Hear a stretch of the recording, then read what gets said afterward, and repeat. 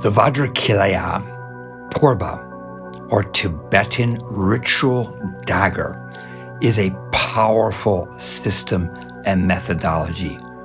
The 3 dagger points pierce through greed, anger, and ignorance. So it can be seen as a methodology for breaking through obstacles, pinning down demons. But actually, those demons are in our own mind. If we can tame the demons of greed, anger, and ignorance within, then there are no obstacles. The ritual dagger has deep origins in the evolution of Tantrayana across the Himalayan wisdom traditions.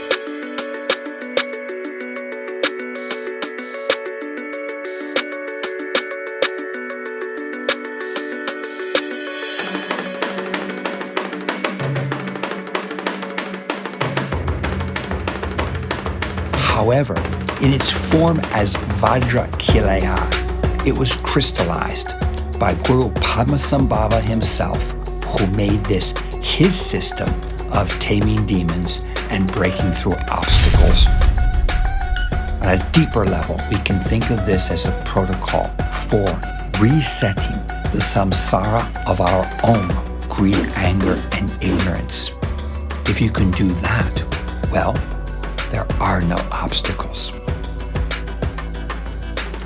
While the ritual can often be performed by individual yogis or yoginis in temples or mountain retreats, it is also done annually as an enlarged ritual for removing the obstacles in the year ahead. This ritual is done every year before the Tibetan New Year. And now we will bring you to Bhutan to understand each stage of this ritual and how it can transform our own algorithm of karma. This ritual has rarely been filmed. Actually, it's rarely seen. It is very tantric. It's very ancient. Its origins are deep in the psychology of magic and mysts. And it's something that many people have never seen, much less filmed. And a lot of the Bhutanese who actually accompanied us to the ritual had lived in Bhutan their whole life. They had been to many, many ceremonies. They'd never seen this type of tantra practice. To be a foreigner allowed to participate as one of the lamas, it's a privilege. And to be able to film it and share it with the world is another rarity. But we feel that the positive energy exuded through this ritual can be shared with everyone, for people across the world to understand not just the power of the ritual, but the power of our mind in being able to bring about positive outcomes through the way we perceive things, practice things, and most important, how we visualize the outcomes, which are actually a karmic destination of our own intention.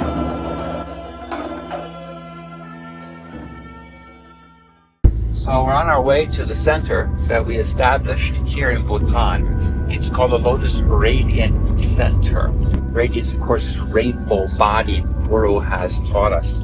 And this center is established and it's led by Tukurabge Rinpoche, who's been my personal teacher for the Niman system now for many, many, many years, and Tikso Rinpoche, who's actually a very profound yogi.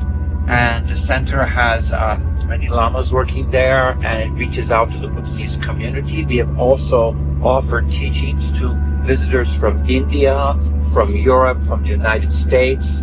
And so it's an amazing center for teaching, not only for foreigners, but also especially for the Bhutanese youth. We're trying to really reach out and, keep the traditions very much alive and sacrosanct here.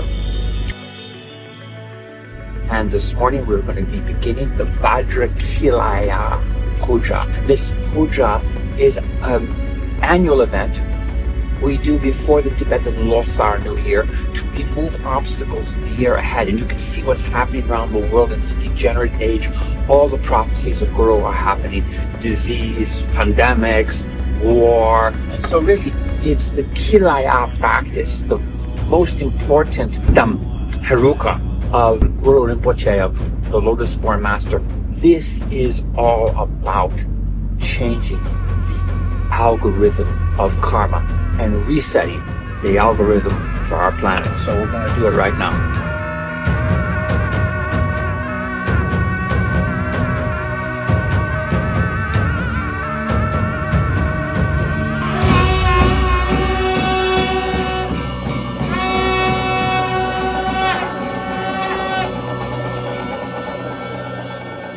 This is such a powerful ritual that it cuts through everything very quickly. And that's why Guru Rinpoche, the Lotus-born Master, really tried to promote the idea that we can all become enlightened in one lifetime. We don't have to keep going through the samsara cycle. We just have to cut through all the obscurations. This is Guru Rinpoche's Dharma. 8th century, Guru Rinpoche put this Dharma in Tammo cave, Tibet. Then later, Tibetan Ranalingua revered this Dharma.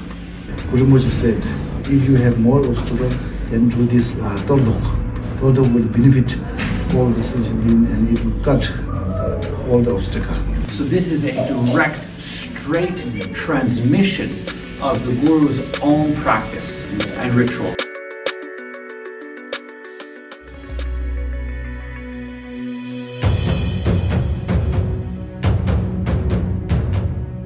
Now, in summary, the extended ritual for the Vajrakilaya, or the Phurba ritual dagger deity, involves several stages. We saw in the beginning the formation of the doma made out of tsamba and all kinds of blessed ingredients.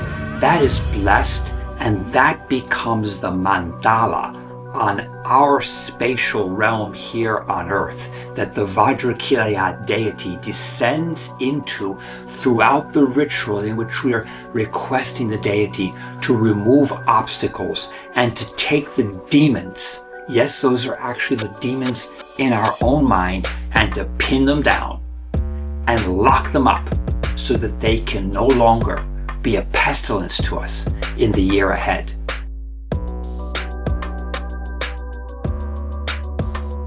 We have the deity in the center, and here it's only represented with the doma as one head, but actually it's three heads, and each head has a different face, grimacing in a different way to frighten the demons of greed, anger, and ignorance, which are pinned down with the 3 points of the dagger.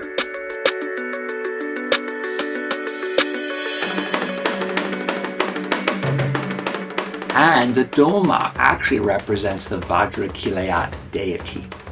And around our very small stakes that have been put together, these are actually representing the many manifestations of the Vajrakilaya, because as we visualize the deity of the ritual dagger deity may be in the center of the mandala, but around it are many, many ritual daggers. And what we're actually visualizing is a wall. A great wall of ritual daggers. So in our mandala, this is a very wrathful practice.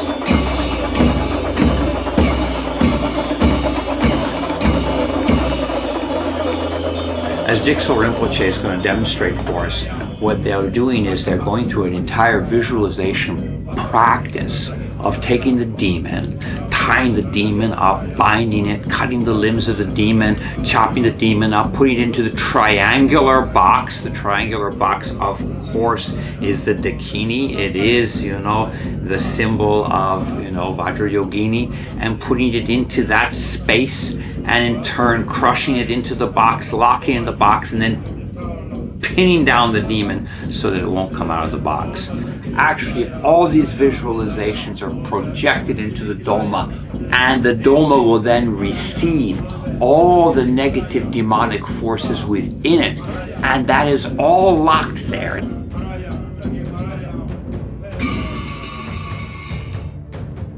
So this ritual was supported by many devotees of our Dharma center, and of course many could not come to Bhutan or be at the ritual. So what they do is they've given their donations and they have sent their request for the obstacles to be removed in the year ahead, and each of these is placed on the shrine. So as the lamas are doing their recitations, doing their prayers, they're placing positive intention on the field, using the frequency of mantra to get it out there and to send these messages so that the universal quantum hologram, as a great algorithm itself, will receive them and remove those obstacles for all who have dedicated to the ceremony, who, even if they're not there in physical presence, are there in mind and spirit. Now, once the ritual is done and the Vajrakilaya in its mandala form has already done all of these powerful things that are needed to lock up, pin down the demons, the Vajrakilaya then, like all deities and all mandalas, in turn becomes emptiness itself.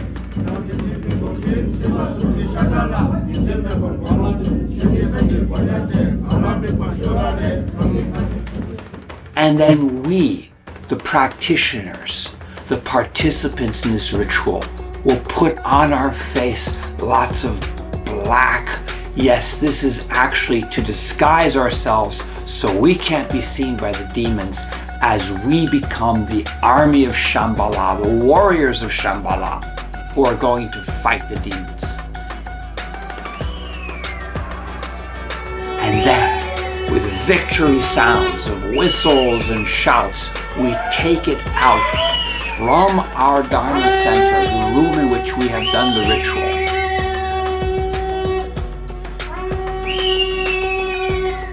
We bring it down to the cars, and then as a cavalcade, the warriors of Shambhala will go up through the mountain passes to a very hidden place where there's prayer flags, a place that's actually sacred but hidden. And there we will burn the mandala and take all the negativity and burn it into ethers, into air, into space itself. And so throughout the burning ritual, this is a big fire puja.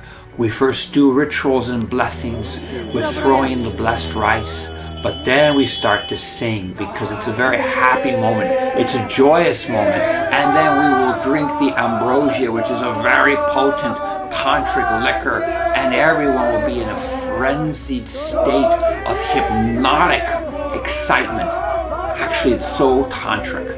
And then as we're in this hypnotic state, this sort of self-induced trance, as one great mandala, singing and laughing and cheering as we're free from the demonic forces, as those are burned and they become smoke and they go into the ethers, we realize that all the demons are actually here in our mind all along.